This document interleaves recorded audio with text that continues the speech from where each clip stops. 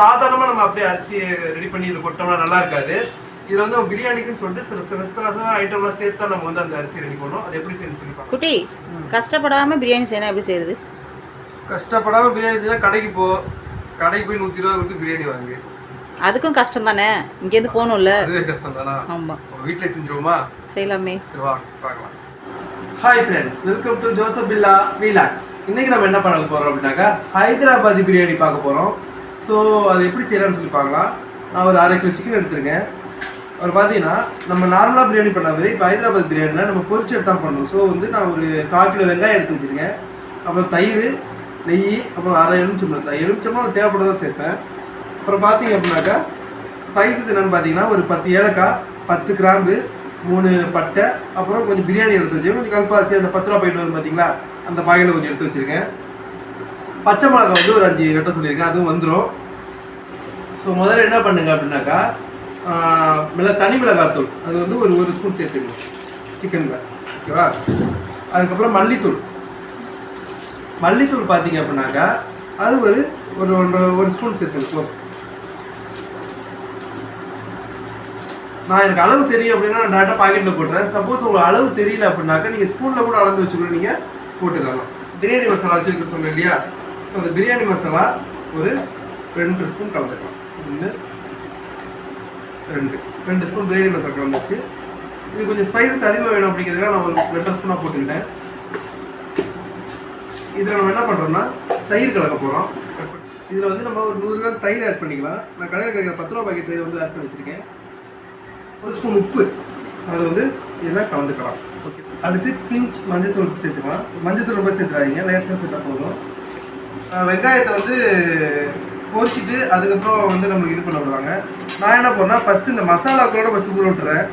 அதுக்கப்புறம் வந்து நான் வெங்காயத்தை வந்து இதில் கூட கலந்துக்க போகிறேன். பொரிச்சதுக்கப்புறம் கலந்துக்க போகிறேன். சிக்கன் எல்லாம் மேரினேட் பண்ணியாச்சு. இப்போ சிக்கனோட புளிப்பு டேஸ்ட் வந்து இதில் பார்த்தீங்கன்னாக்கா கம்மியாக இருக்குது. அதனால் நான் இதில் ஒரு 1/2 எலுமிச்சம்பழம் மட்டும் விடப்பாங்க, ஓகேவா? ஸோ நீங்கள் செக் பண்ணி பார்த்துங்க. புளிப்பு டேஸ்ட் வந்து உங்களுக்கு கம்மியாக இருந்துச்சு அப்படின்னாக்கா 1/2 எலுமிச்சம்பழம் நீங்கள் சேர்த்து விட்டுருங்க, இன்னும் தப்பு இல்லை. நல்லா மேரினேட் பண்ணியாச்சு. இது ஒரு 1/2 அன் ஹவர் வந்து ஃப்ரிட்ஜில் ஊற போட்டுருங்க. இது நல்லா ஊறினுச்சுனாக்கா டேஸ்ட் இன்னும் கொஞ்சம் நல்லாயிருக்கும். ஸோ இதை ஊற போட்டுருங்க. இப்போ வந்து நம்ம வெங்காயத்தை பொரிச்சு எடுத்துடலாம். வெங்காயத்தை பொரிச்சு எடுக்கிறதுக்கு எண்ணெய் செட்டில் வெங்காயம் பொரியோட கொஞ்சம் எண்ணெய் ஊற்றிக்கிறேன். இப்போ நம்ம எண்ணெய் காஞ்சிருச்சு. வெங்காயத்தை ஒரு நாட்டி பசிஞ்சு விட்டிங்கன்னா வெங்காயம் லைட்டாக உதிரி ஆகிடும். ஸோ அப்படி உதிரி ஆகிறப்ப பார்த்தீங்கன்னாக்கா உங்களுக்கு வந்து இன்னும் இதாக இருக்கும். வெங்காயத்தில் உப்பு போட்டு கலந்துட்டு நீங்கள் அதுக்கப்புறம் பொரிங்க. அது இன்னும் உங்களுக்கு பார்த்தீங்கன்னாக்கா நல்லாயிருக்கும். இப்போ வெங்காயத்தை கொஞ்சம் கொஞ்சமாக எண்ணெய் செட்டில் சேருங்க. பார்த்தீங்க அப்படின்னாக்கா வெங்காயம் இந்த அளவுக்கு ப்ரௌனிஷாக இருக்கணும். இந்த அளவுக்கு ப்ரௌனிஷ் ஆகிற வரைக்கும் வெங்காயத்தை நீங்கள் நல்லா பொரிச்சு எடுத்துக்கங்க. சிக்கன் ஒரு 20 நிமிஷம் நல்லா ஊறிடுச்சு. இப்போ அந்த மசாலாலாம் பார்த்தீங்கன்னா ஓரளவுக்கு சிக்கனில் செட் ஆகிருக்கும். இப்போ நம்ம பொரிச்சு வச்சது பார்த்தீங்கன்னா வெங்காயம், அதில் ஒரு பிடி வெங்காயம் அப்படியே தூக்கி சிக்கன் மேலே ஊற விடும். அப்புறம் இஞ்சி பூண்டு நான் தனித்தனியாக தட்டி வச்சுருக்கேன். அதில் ஒரு 1.5 ஸ்பூன் வந்து பூண்டு, அப்புறம் ஒரு 1 ஸ்பூன் வந்து இஞ்சி நான் வந்து இதில் சேர்க்குறேன். அப்புறம் 3 பச்சை மிளகாய் சேர்க்குறேன், ஓகேங்களா? 3 காரத்துக்கு தகுந்த மாதிரி நீங்கள் சேர்த்துங்க பச்சை மிளகாய். இதை வந்து நீங்கள் நல்லா போட்டு இதில் சிக்கனில் பசைங்க. 2 நிமிஷத்துக்கு நல்லா ஊறட்டும், ஓகேங்களா? இப்போ இதை ஊற வச்சுருவோம். ஊற வச்சு இப்போ நம்ம அரிசியை எப்படி ரெடி பண்ணுறது அப்படின்னு சொல்லி பார்த்துக்கலாம். சாதாரணமாக நம்ம அப்படியே அரிசியை ரெடி பண்ணி இதை கொட்டோம்னா நல்லா இருக்காது.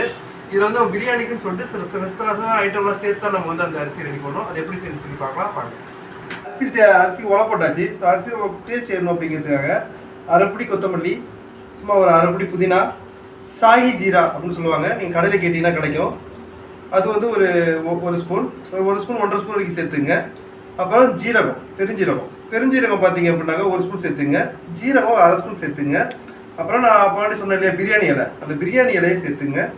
பட்டை நம்ம ஆல்ரெடி நம்ம ஸ்பைசஸ் போட போகிறதுனால ஒரு 3-4 ஏலக்காய், ஒரு 4 கிராம்பு, சும்மா கொஞ்சமாக ஒரு சின்ன துண்டு பட்டை, அதை மட்டும் சேர்த்துங்க.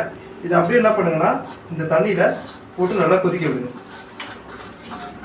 அப்போ தான் இந்த அரிசியில் பார்த்தீங்க அப்படின்னாக்கா உங்களுக்கு டேஸ்ட் நல்லா இறங்கும். இப்படி போட்டுட்டு அதை விட்டு நல்லா கிண்டுங்க. ஸோ இந்த மாதிரி பார்த்தீங்க அப்படின்னாக்கா நம்ம எல்லாத்தையும் ஆட் பண்ணியாச்சு. ஸோ இதை பார்த்தீங்க இதெல்லாம் கலந்தா அப்படின்னாக்கா நம்மளுக்கு சாப்பாட்டுக்கு ஒரு தனி டேஸ்ட் கிடைக்கும். சிக்கன் நம்மளை செஞ்சாலே டேஸ்ட் வந்துடும். ஸோ இதெல்லாம் இதில் கலந்துக்குங்க. இப்போ பார்த்தீங்கன்னாக்கா நல்லா தண்ணிலாம் கொதிச்சு நல்லா வீடே சரியான வாசமாக இருக்குது. இப்போ வந்து நம்ம இதில் அரிசியை போட்டுடலாம். அரிசி வேகிறதுக்காக கொஞ்சம் உப்பு சேர்த்துங்க. இந்த அரிசி பார்த்தீங்க அப்படின்னாக்கா 1/2 கிலோ சிக்கனுக்கு 1/2 கிலோ அரிசி எடுத்து வச்சுருக்கேன். ஸோ இன்னொரு அடுப்பில் பார்த்தீங்க அப்படின்னாக்கா நான் குக்கர் எடுத்து வச்சுருக்கேன். நீங்கள் உங்கள் வீட்டில் குக்கர் இருந்தால் கூட பரவாயில்ல, ஏதோ ஒரு பாத்திரம் ஸோ எதாக இருந்தால் கூட நீங்கள் அதாவது இந்த அரிசியை சிக்கன் போடுற மாதிரி இருக்குது அது மாதிரி ஒரு பாத்திரம் எடுத்துக்கங்க. பிரியாணி எண்ணெய் இருந்தால் இன்னும் கொஞ்சம் சூப்பராக இருக்கும். 50 கிராம் எண்ணெய் எடுத்து வச்சுருக்கேன். அதை வந்து இதெல்லாம் ஊற்றுறேன். சூடானதுக்கப்புறம் நம்ம எடுத்து வச்சுருக்கோம் பார்த்தீங்கன்னா இந்த பட்டை, கிராம்பு, ஏலக்காய், அப்புறம் அந்த இது பாசி, அப்புறம் இதெல்லாம் இருக்குல்ல, அதை வந்து இதில் சேர்த்துட்டு இதெல்லாம் கிண்டி விட்டுருங்க. பட்டை, கிராம்பு, பிரியாணியில் இதானதுக்கப்புறம் நம்ம ஊற வச்சுருந்த பார்த்தீங்கன்னா சிக்கனு அதை அப்படியே சேர்த்துங்க. இந்த தண்ணி தேவைப்படுச்சுன்னா நீங்கள் அந்த ஊற வச்சுருந்தீங்க பார்த்தீங்கன்னா அதை வந்து விட்டு லைட்டாக கொஞ்சமாக கலந்துங்க. ரொம்ப இந்த தண்ணி இருக்கணும் அவசியம் இல்லை, ஏன்னா சிக்கன்லேருந்தே உங்களுக்கு தண்ணி பிரியும். ஸோ இதை கலந்துட்டு லைட்டாக கிண்டி விட்டுருங்க. அப்படின்னாக்கா ஓரளவுக்கு தண்ணி விட்டுருக்கு. சிக்கன் நீங்கள் அப்பப்போ திறந்து லைட்டாக கிளறி விடுங்க. கிரேவி நமக்கு முக்கியம், சேம் டைம் சிக்கனும் முக்கியம். அதுக்கு தகுந்த மாதிரி பார்த்து நீங்கள் இது பண்ணிங்க. சிம்மில் கூட வேணால் போட்டுக்குங்க, பிரச்சனை கிடையாது. அப்படின்னாக்கா அரிசி வந்து நமக்கு ஒரு 80 to 90% வரைக்கும் நமக்கு வந்துருக்கு. ஸோ இந்த இதில் போதும். இதில் பண்ணிங்க அப்படின்னா நீங்கள் வந்து சாப்பாடை வடிச்சிருங்க. வடிச்சிட்டு நம்மளுக்கு சிக்கனும் பார்த்தீங்க அப்படின்னாக்கா நம்மளுக்கு வந்து நல்லா ஓரளவுக்கு வெந்துருச்சு. இதை நீங்கள் அப்படியே கூட குழம்பு சாப்பிட்லாம், ஆனால் நம்ம பிரியாணி சாப்பிட போகிறோம். இப்போ இந்த அரிசியை வந்து நம்ம இதில் போட்டு தம் போட போகிறோம். இப்போ அரிசி இருக்குது பார்த்தீங்களா, அதை வந்து சாப்பாட்டில் அப்படி கொஞ்சம் கொஞ்சமாக சேர்க்க ஆரம்பிக்கும். சாப்பாடு ரொம்ப வடிஞ்சிடக்கூடாது. அப்படி வடிஞ்சிங்கன்னா நீங்கள் சாப்பாடு குழஞ்சி போயிடும். அதனால் கரெக்டாக அந்த 90% அளவு மட்டும் பாருங்கள். அது ஒன்று தான் இதில் இருக்க பிரச்சனை, மற்றபடி நீங்கள் ஈஸியாக செஞ்சு பிடிச்சிக்கலாம். இதை சிங்கிள் லேயர் தம் பிரியாணி பண்ணிடுங்க. சப்போஸ் உங்களுக்கு வந்து டபுள் லேயர் பிரியாணி வேணும் அப்படின்னாக்கா நீங்கள் என்ன பண்ணணும், கொஞ்சம் கிரேவி எடுத்து வச்சுருங்க. ஒரு கிரேவி சாப்பாடு, கிரேவி சாப்பாடு, கிரேவி சாப்பாடு, அப்படி தான் வைக்க போகிறோம். ஸோ நான் வந்து சிங்கிள் லேயராகவே பண்ண போகிறேன். இப்போ என்ன பண்ணுங்க, சாப்பாடு மேலே குங்குமப்பூ கரைச்சி வச்சுருக்கேன். அதை வந்து இதில் ஊற்றிங்க. இது கூட நெய் சேர்த்துக்கோங்க. நெய் வேணும் அப்படின்னாக்கா நீங்கள் தாராளமாக சேர்த்துக்கலாம்.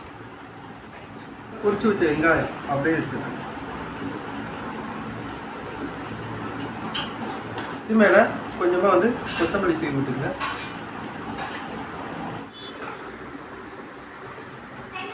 நம்ம பிரியாணி வந்து 10 நிமிஷம் தம்மில் விட்டாச்சு. இப்போ அதை நம்ம திறந்து பார்த்துடலாம்.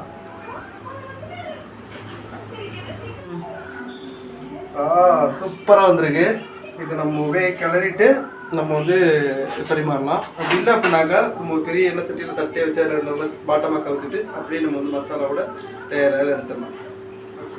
பிரியாணி வந்து நல்லா மேலே நல்லா ஒரு கட்டி தட்டி விடுங்க. பிரியாணி வந்து இப்படி மேலே நல்லா லைட்டாக தட்டி விட்டுருங்க. தட்டி விட்டு அதில் லைட்டாக எடுங்க.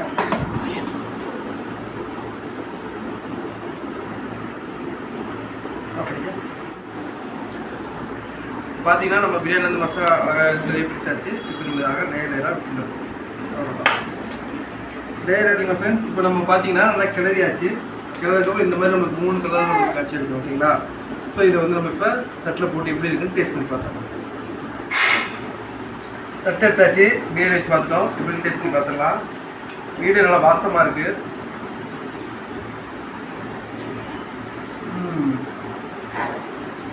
சூப்பராக வந்துருக்கு ஃப்ரெண்ட்ஸ். இது மாதிரி நீங்களும் ட்ரை பண்ணி பாருங்கள், ரொம்ப நல்லாயிருக்கும். இது வந்து ஹைதராபாத் ஸ்டைலில் நம்ம பண்ணியிருக்கோம். பிடிச்சிருந்தா லைக் பண்ணுங்கள், கமெண்ட் பண்ணுங்கள், ஷேர் பண்ணுங்கள், சப்ஸ்கிரைப் பண்ணுங்கள்.